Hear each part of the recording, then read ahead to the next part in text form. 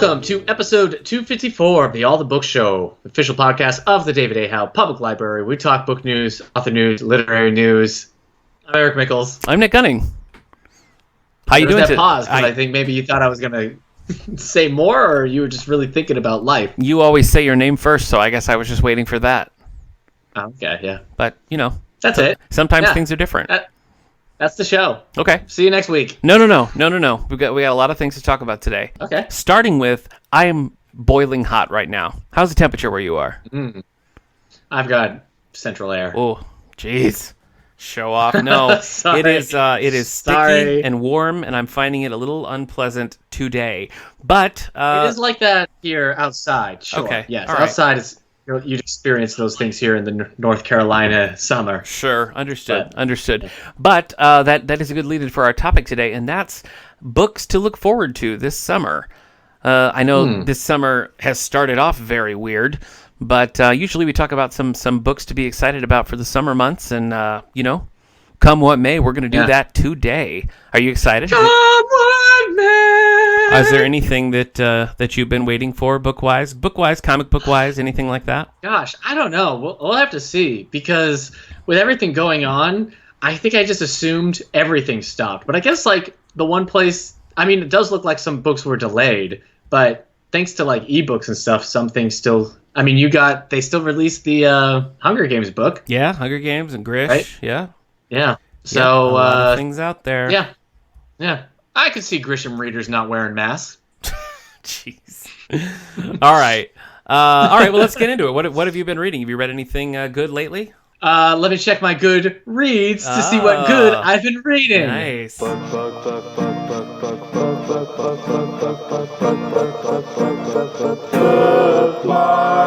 I'm still reading The Fires of Heaven, the 5th book of Robert Jordan's The Wheel of Time series. Okay. I'm committing myself to at least a chapter a day. Okay.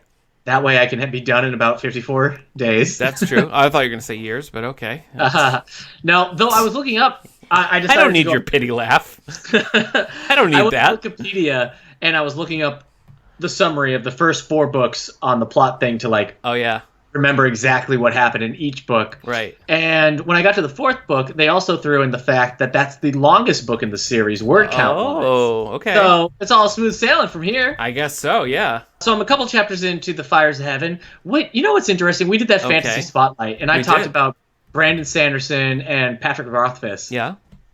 And Robert Jordan just makes the world feel so alive and lived in and old, and makes everything feel so unique, and all like the political structures and the different people and cultures, all that feels so real. But he's like, Robert Jordan somehow is able to hide the wires and keep your eyes on the rabbit in a way that, like, Brandon Sanderson and Patrick Rothfuss, like, they're doing a lot of that world building and stuff, but you still see a little bit behind the curtain, and you're like, oh, well, there's a mirror there. Sure. And it's just interesting, because I guess, like, Robert Jordan just makes it look a lot smoother and so easy. And maybe it's because there's just so much text in there, he can just fit there. But, like, Brandon Sanderson's has the time, sure.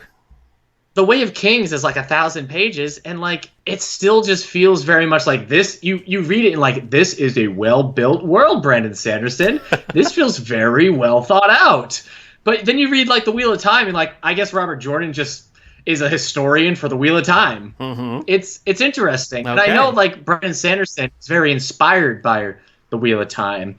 And, I know that shadow looms large and everything. It's just... I haven't really been able to pick out exactly what it is, but, like, looking back at it, it's like you can just tell with these new ones, as good as they are, they're doing it very consciously. And I think, and I'm not entirely sure, I don't know, Robert Jordan just makes it look more seamless. Okay. So nice. I think that's one of the reasons why I really like it.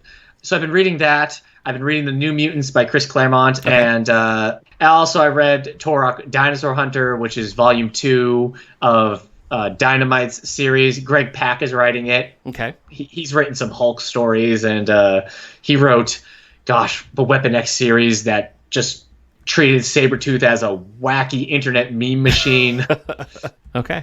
And I just finished season 3 of The Simpsons. All right. Pretty good haul for you. Man, season 3 of The Simpsons. So good. That's where it's at?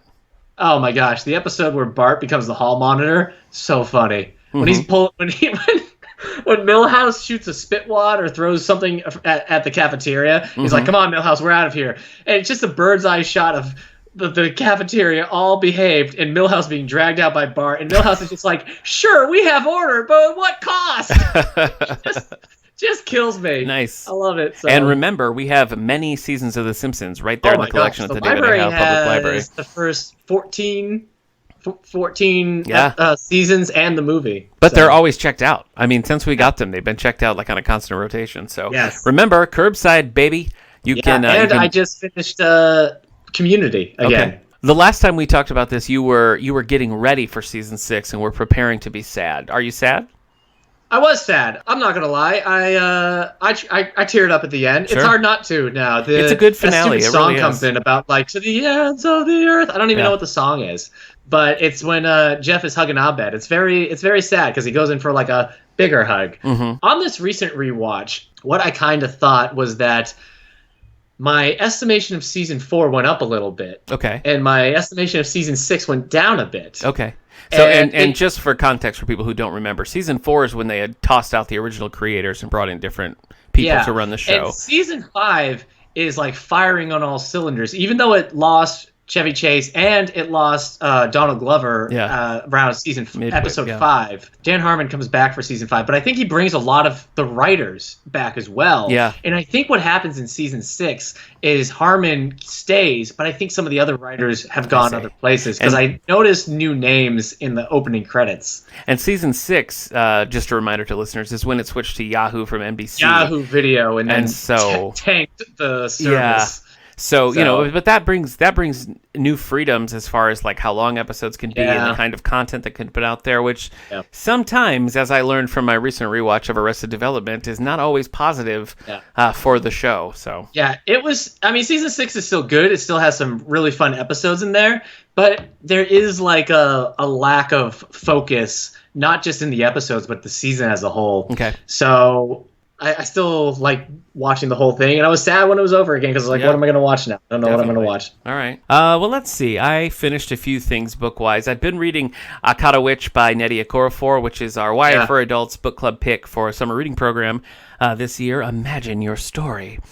So this was, I don't know.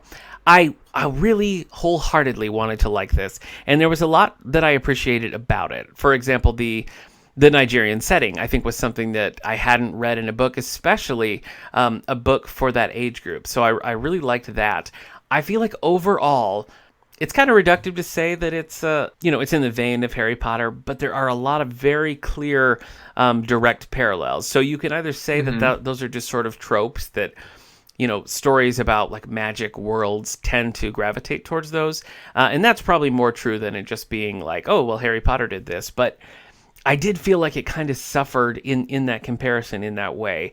So a lot to discuss in the book. I didn't end up rating it particularly high because personally I didn't enjoy it that much, but plenty to appreciate and enjoy in it. How's the library's resident Harry Potter fan enjoying it? I'm not sure. I think Kate and I were both jockeying for the same Overdrive copy. So now that I've released mine, I'm sure she's in the midst of it right now.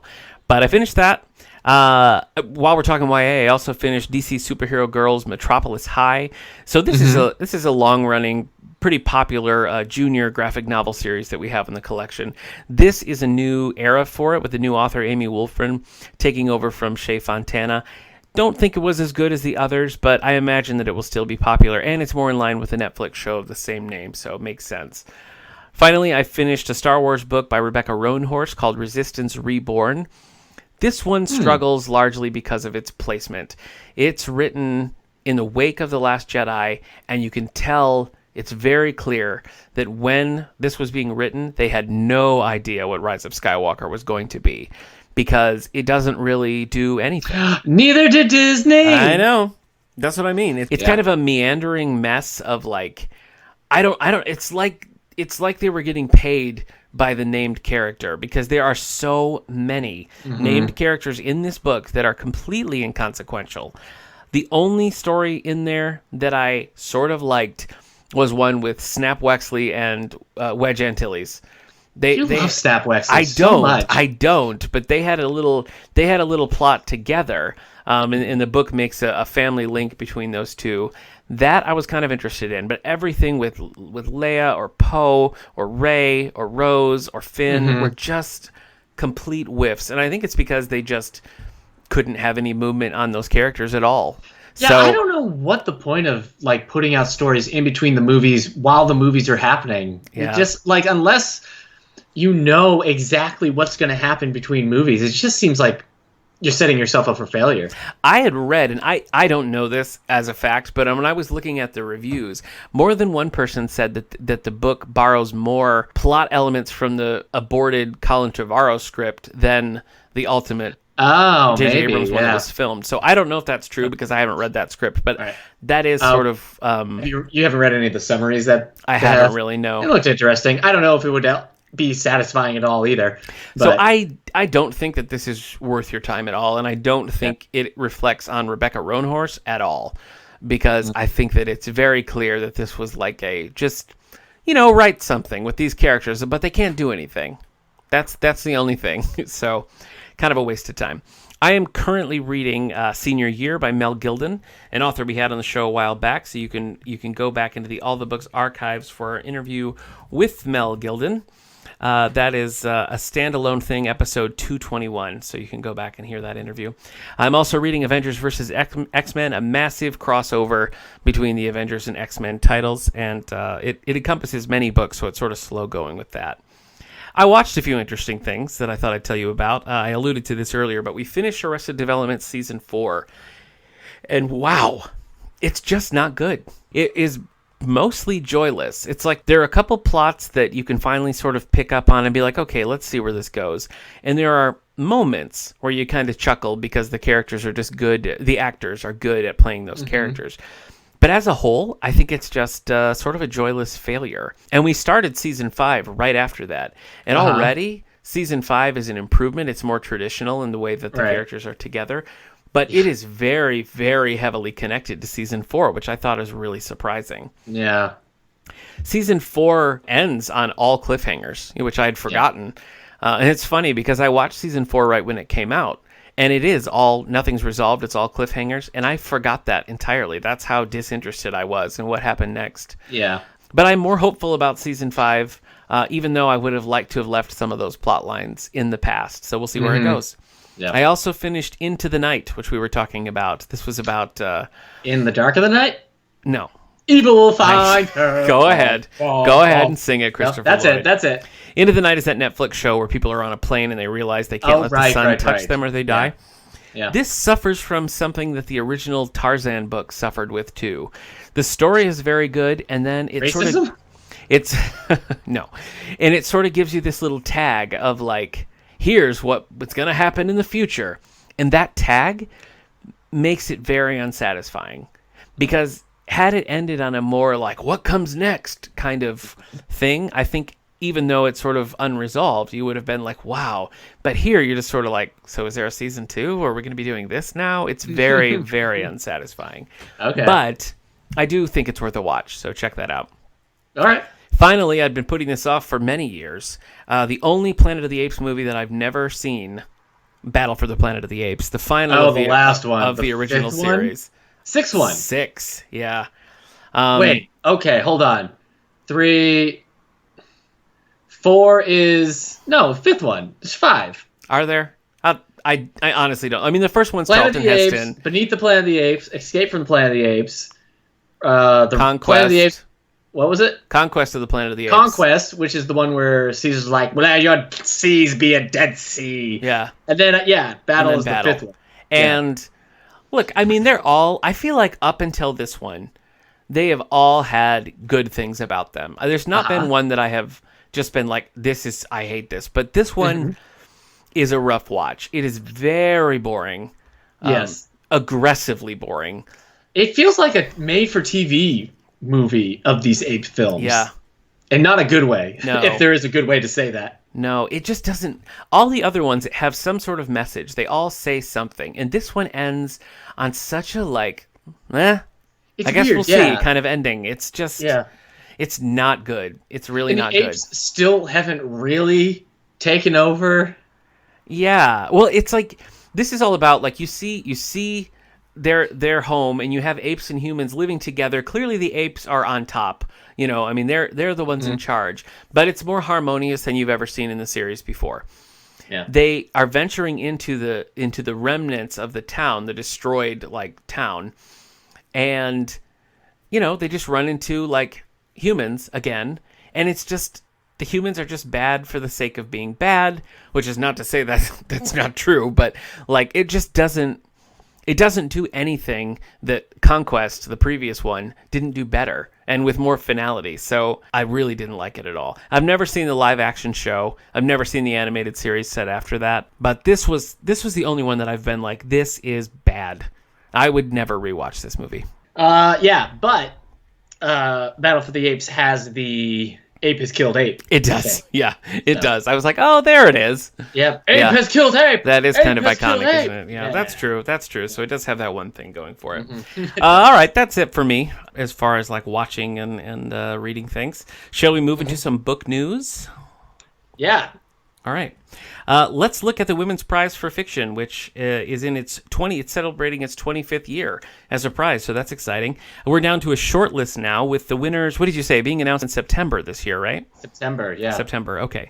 So we have Hamnet by Maggie O'Farrell, Girl, Woman, Other by Bernadine Evaristo, 1,000 Ships by Natalie Haynes, Dominicana by Angie Cruz, which we've talked about that one before. That was on my list to read. Hilary Mantel, The Mirror and the Light, and finally Weather by Jenny Offill. So that's the short list right now. You can find more about these at women'sprizeforfiction.co.uk, and we'll keep you posted as the award is announced, and we'll talk about the winners in September. Let's take a look at the New York Times bestseller list. What's going on? New York Times bestsellers list for combined print and ebook fiction. Where are we? Number 10, The Guest List by Lucy Foley. A wedding between a TV star and a magazine publisher on an island off the coast of Ireland turns deadly. So, all right, that was the thing where I was like, if it was, then there were none. I'd be digging it. Yep. Number 9, The Guardians by John Grisham. Colin Post, a lawyer and Episcopal minister, antagonizes some ruthless killers. Number 8, new this week, American Demon by Kim Harrison. Ooh. The 14th book in the Hollow series. There you go. What is the Hollow series? We have some of the graphic novels in our collection. I don't know much about it, but it is relatively popular. Oh, yeah. Okay. The tagline is, Welcome back to the Hollows. Yeah. Welcome back. Thank you. Number 7 is Fair Warning by Michael Connolly, the 3rd book in the Jack McAvery series. This is about a reporter who's tracking a killer. Every week, it's McAvoy, and every week you say McAvery. Oh, yeah. Which is funny, because I think you would, because of, James McAvoy, who plays Professor X, I would think that name would just be locked and loaded for you, but no. Yeah. It's all right. Oh, I guess I'm a drone, Nick. I guess you are. I'm not. Stupid drone. 6, Little Fires Everywhere by Celeste Ng.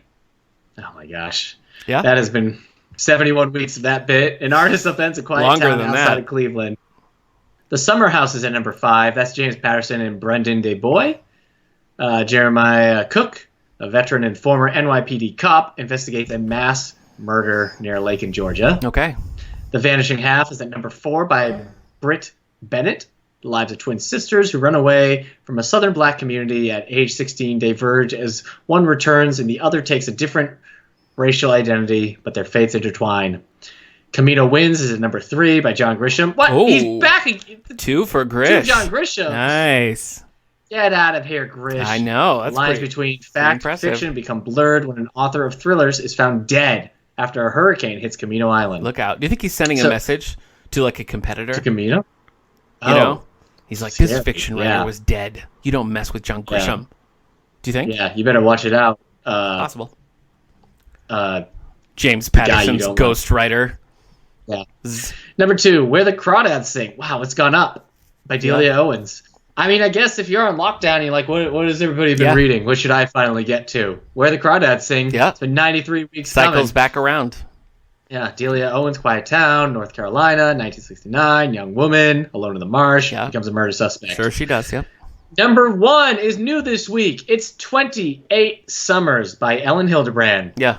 A relationship that started in 1993 between Mallory Blessing and Jake McLeod comes to light while she is on her deathbed and his wife runs for president. What? It's kind of a twist at the end there. Yeah. I didn't see that coming. All right. I read some Ellen Hildebrand Christmas books, but I've not read, non-seasonal books. 1993? So. Is that 28 summers ago? It's a long time ago. Dang. Yeah, all right. Next year. Wow. Well, there you go. I would like it if it was 28 summers and it was just 28 chapters about different people during their summer. But it was all the same summer. You know what? I thought you were going to say 28 people named Summer. 28 summers. Yeah, Summer Sherwood was, that sort of thing. But yeah, that's wanted not what you for meant. murder. That's not what you meant. Okay. All right. Well, should we take a look to the future here? Should we? What if we combined the guest list with 28 summers? Okay. And 28 summers are invited to an island. Oh. And then yeah. Yeah. Yeah. It'd be so confusing. Like, it wasn't me. It was Summer. No, I didn't do it. No, the other Summer. Summer did it. That's Summer's fun. been killed, not Summer. Is this starring Jerry Seinfeld? What's happening? Is that what I'm hearing? She's a Summer. She's a Summer. Summer killed Summer. Oh, hey, speaking of summer, shall we look at some of summer's most enticing books? Yeah. Okay. They're anticipated, and it's the summer. It's the summer's most anticipated book. I'll tell you what, my summer reading, as I've mentioned many a time, has not gotten off to the robust start that it usually does. So this list, I'm looking at a couple different lists here. I've compiled a few. Primarily, I was looking at one put together by Elle Magazine, and one by Vulture as well. Had a couple of things that I liked on it here. So I'm on Den of Geek. YA books. Mm-hmm. See, this is going through these lists is interesting to me because usually, June is a big publishing time. You're getting a lot of books that are like sort of for the summertime, the summer reads and that sort of thing. A lot of big authors putting things out and all that. And for us, it's been tricky because the people who would normally ship and process our books have been shut down this whole time. Yeah. So we've been able to continue to order things, but that doesn't mean that things have continued to come in the mail. So, normally the shelves would be full of all these new summer books, but instead it's just been review magazines and looking at the different things coming out. But now that things are, we're doing curbside again, we're open up again, and the publishers are opening up again, we have an order list that's 100 plus books that's just sort of waiting to come. So I feel like pretty soon we're just going to have a giant box of books dropped on top of us. Because my most anticipated book of the summer has been Camino Winds, because Camino Island was one of the best Grisham books I'd read in a while, and it's interesting because he's it's not his typical thing. It's not a legal thriller. It's not legal at all. It's just a totally different approach to writing books, and he's done that. Grisham's done that in the past with things like Playing for Pizza or A Painted House or that sort of thing. But I was interested that he was coming back for Camino Winds, and every time I've been in the library, I've been checking had they shipped Camino Winds yet? But no. So I'm still on hold for Overdrive, but that was my main summer reading pick. Do you have one that you've been waiting for specifically yourself? No, I just haven't even been paying attention. Yeah, I haven't been in the mood to read a book for a bit. So I finally kind of came out of that and read the Daisy Jones book. Now that I am reading again, now it's I put that Educated book on my to read list. Tara Westover, sure. Yeah, and I put The Glass Castle on my hold list. Yeah, because you were such a fan of Station 11. Yeah, so there's stuff that has been out that I'm maybe I'll, now that I'm still stuck and I've got my Kindle and everything, I'll get the ebook. But I don't know if there's anything. Maybe on your list you'll be and this. Okay. So all right, well, hit me one. Tell me one. Oh, okay.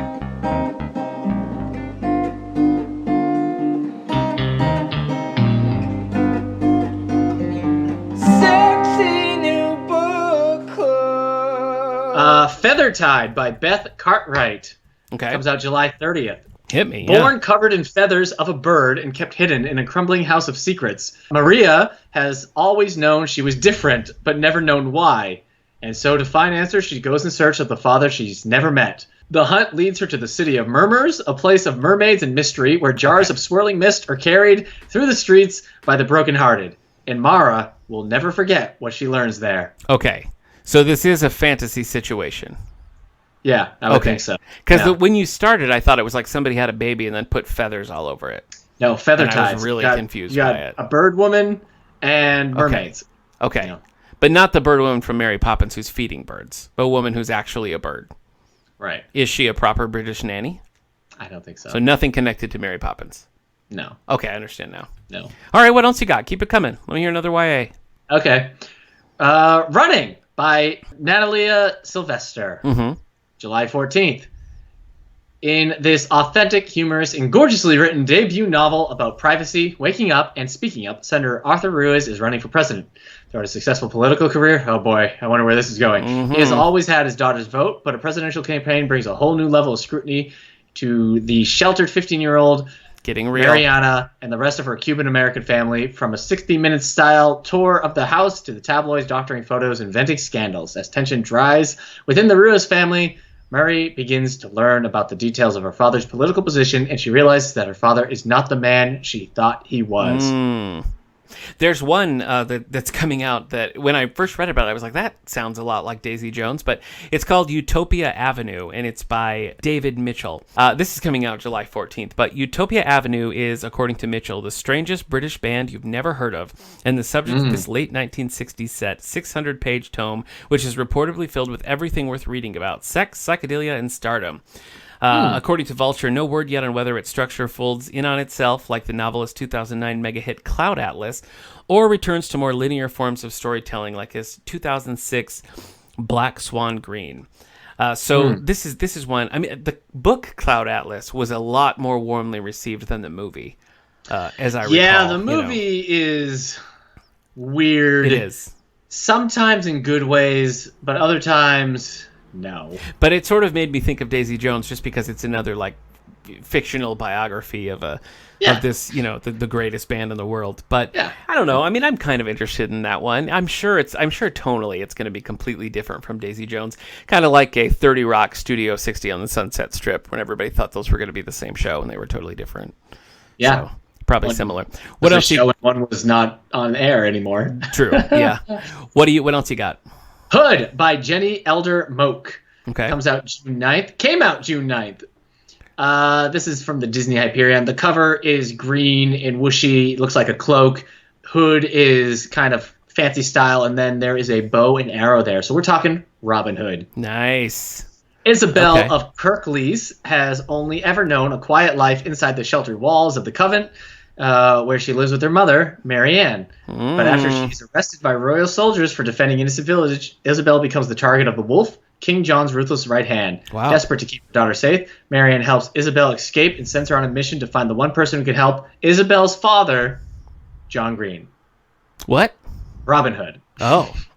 As Isabel raises what a twist. out of the wolf's clutches and finds the father she's never known, she's thrust in the world of thieves and mercenaries, handsome young outlaws, new enemies with old grudges, and a king who wants her entire family dead. As she joins forces with Robin and his merry men in a final battle against Wolf, will Isabel find the strength to defy the crown and save the lives of everyone she holds dear?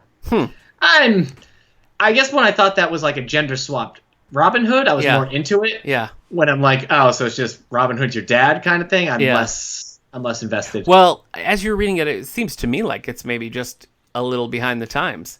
Yeah, it missed whatever that phrase was. Like the fairy tale or alternate takes on that sort of thing. It seems like that that craze is a little in the past, but what do I know? Nothing. I can't think of a thing. Nothing? No. That's hurtful. Sorry, keep going. All right.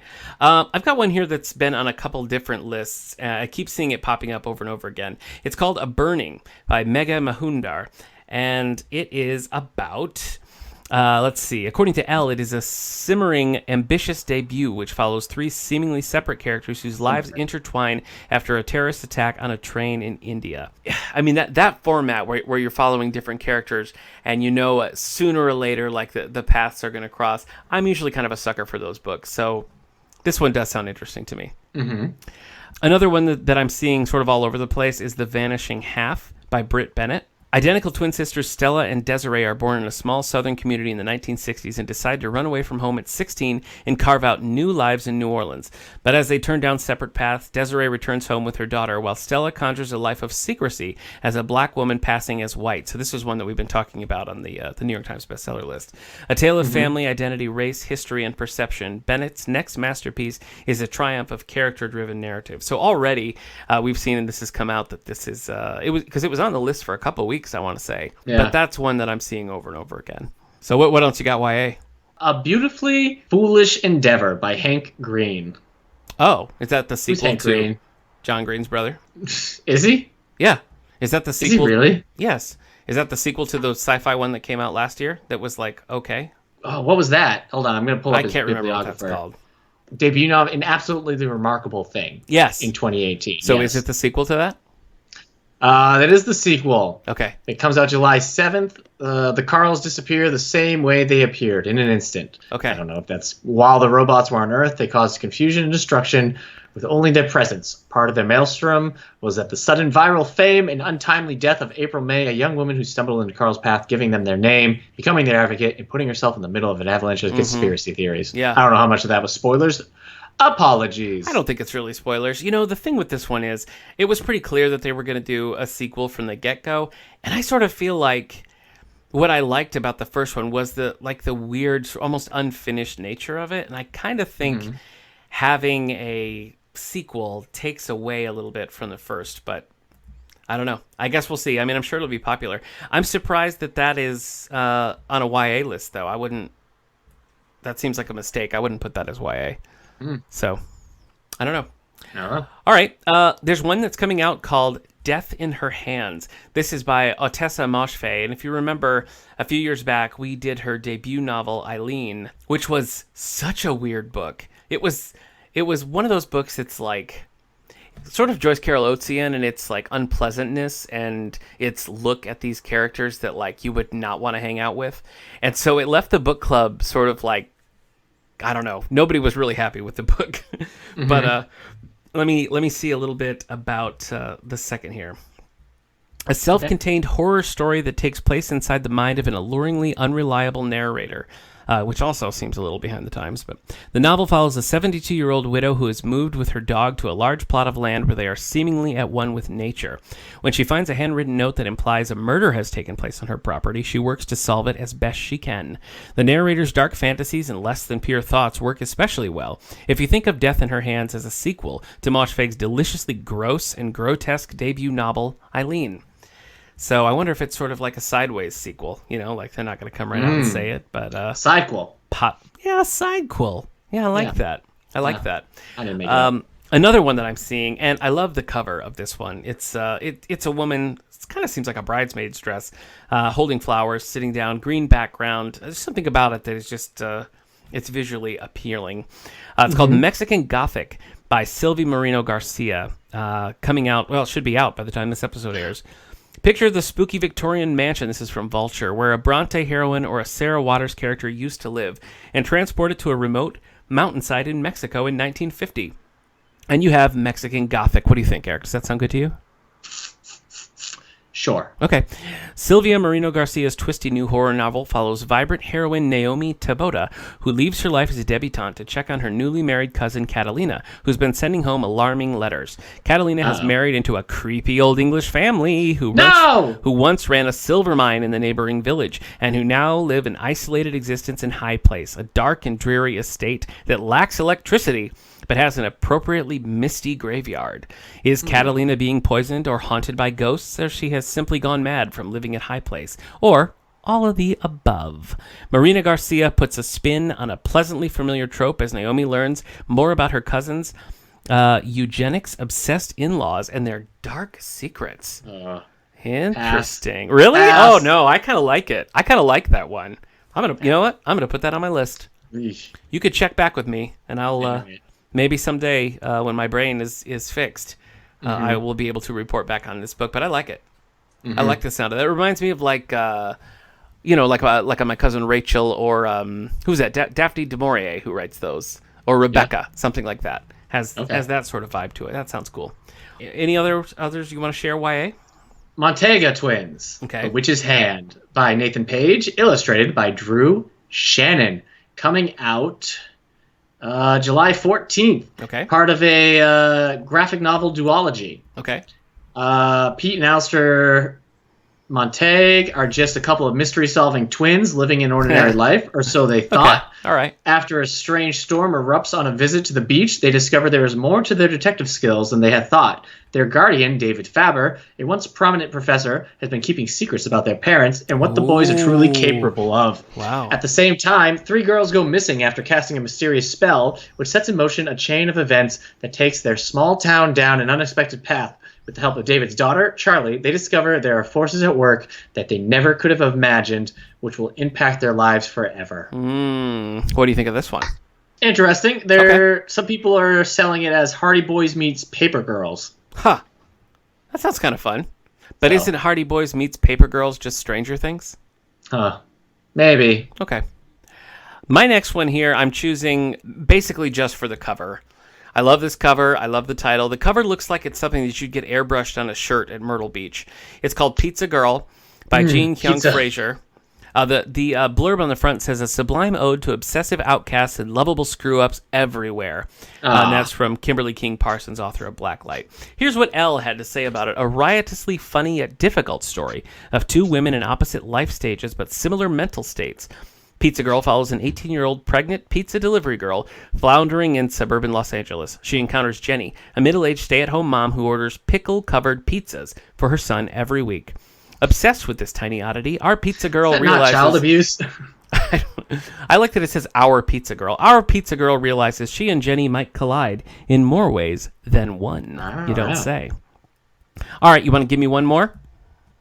Yeah, man. I'm still here with this stuff. I've got Burn Our Bodies Down by Rory Power. It comes out July 7th, 2020. Okay. She wrote Wilder Girls, YA book from a little bit ago. Ever since Margaret was born, it's been just her and her mother. No answers to Margaret's questions about where she came before. Probably Robin Hood or some feathers. No history to hold on to. No relatives to speak of. Just the 2 of them stuck in their rundown apartment, struggling to get along. But that's not enough for Margaret. She wants family. She wants a past. She just found the key. She needs to get it. A photograph pointing her to the town called Feline, pointing her home. Only when Margaret gets there, it's not what she bargained for. Margaret's mother left out a reason. But was it to hide her past, or was it to protect Margaret from what's still there? The only thing Margaret knows for sure is that there's poison in her family tree, and their roots are dug so deeply in Feline that now that she's there, she might never escape. Look out. Burn our bodies down. That sounds fun. Fires rising from there. I like that song, too. I was just making up a song for the All right. I'm going to give you my final one here, and you tell me if it's too topical. Afterland by Lauren Bukes. I will be looking... Here's a blurb on the cover. I will be looking forward to whatever Lauren Bukes does next. She's a major, major talent. One dusty old sea captain, George R.R. Martin, had that to say. Coming out in July, according to Elle, in Afterland, the world is run by women. A mysterious pandemic has destroyed the vast majority of the male population, and women are desperate to keep the human race alive. Wait, is this Y the Last Man? Yeah. Yes. Men are valuable, and so protagonist Cole must protect her son, Miles, by disguising him as a girl. Of course, an army of dangerous people are after them, including Cole's own sister. What do you think of that? Does that sound interesting to you? No. Okay. Yeah, I don't really like it either. I've already read Y the Last Man, so... I know, I kind of thought that too. I read 7 or however many volumes of that as it was, but also, I'm not really into the whole survival of mankind right now. Yeah, you know? Understood. Me and the elephants. I think me and the elephants and the gorillas we call each other every week, and I'm always having to defend humankind, and they're like, I don't know. Do you mean a gorilla? The band of the gorillas? No, just those guys are some silverback cartoons. gorillas. Oh, silverback gorillas. Some Okay. Highland silverback gorillas and some African elephants. Yeah. Every now I'm talking to them like, yeah, we got political stuff going on here. And they're like, what if you guys just laughed? Yeah. I was like, elephants, listen. I like, think no, you listen, string bean. They call you string bean? Well, they're elephants. I mean, everybody's a string bean compared to them. Making fun of people's physical quirks. I don't think that's appropriate. But they're elephants, you know? Yeah, that's true. Yeah. That's true. I'd tell them to forget, but we know that's not going to happen. So. Yeah, I tell you what, they're not great on forgiving either. I believe it. I believe it. Kind of crappy painters, too, if you ask me. I mean, what's that even supposed to be? You know what I mean? I don't think it's so much the quality of the painting. I it's agree. The fact that they can paint. Okay. Well, like when a child paints, we're like, look, this child is worth keeping into an adult form. You shouldn't protect the people who are bullying you, Eric. I'm okay with the elephants, though. Oh, okay, cool. They can bully me. Listen, here's the thing. When trying to compile these lists... Yeah, you're a big Rosie O'Donnell fan. Let me see if you found a similar thing here. When I was compiling these lists and trying to, pull from different places, one thing that struck me is that it seems like this is the year of like the non-traditional story. You know what I mean? It's like a lot of the big things that are being published are not your usual fare of like, look, this family has so many struggles, or like this girl who lived in the marsh is accused of murder. It just seems like there's a lot of just atypical weird stuff out there, and I wonder what it is that's sort of stoking that creativity in people, because it does seem like that'll be, I think a little bit of that was true last year, but it sort of seems like that's a trend that we're seeing now. Have you noticed that in like YA fiction or anything? In YA? I don't know. Maybe it hasn't gotten there yet. That's true. Because like YA was hopping on that kind of like podcast murder thriller kind of thing just recently. That's true. It almost kind of feels like it's a step behind. Like it's I don't know, but they're also doing stuff that other books aren't doing. Yeah. I think in some ways YA has kind of lapped adult fiction. You know what I mean? It's like they've already done all this stuff and now they're coming back and like taking a second pass at it. Yeah, I mean when you think those about trends, stuff like The Hate You Give was, very at its time and ahead of its time. Exactly. And it really, I mean, I don't know, there wasn't too much in the news in the adult book wise that was matching. I mean, there are books. I mean, you were talking about The Underground Railroad was big, but like you said, that was also kind of like a weirder concept. Yeah, you're right. I don't know. You're right. Something just in the air. I guess I don't so. know. I don't know when it started. Maybe there was some kind of weird event that happened in late 2016. Oh my gosh. That made us all just think like, you know what? What? There is no such thing as reality. You're breaking up. I can't. All right. Okay. So, but you found some books there that you wanted to read from that list. Did. Yeah. No, I'm not saying that the books that are coming out are no good. I'm just saying that I see a lot more non-traditional books being elevated to like the things that are on people's mind that people are talking about. Usually it's like a pretty traditional fare, and then you have like 3 or 4 that are a little more off the wall that poke their way through and hit bigger than you might expect. Yeah.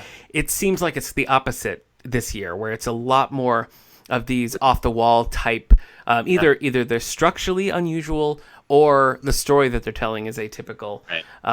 And like you have traditional narratives that they've switched places, and those are the ones that are kind of popping up here and there, where it's like, oh, that's just a story about like a person who has a job who, you know what I mean? It's just like, it's just unusual the change, I think, that's happening right now. But anyway. Local tech conglomerate owner and man who wears guinea pigs for clothing accused of murder. Yeah.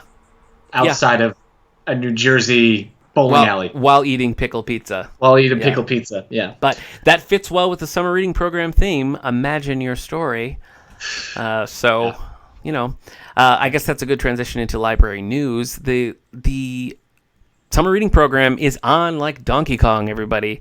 The kids and teens got a lot going on, so you can check that out on the library's social media. Is probably the best place to do that right now.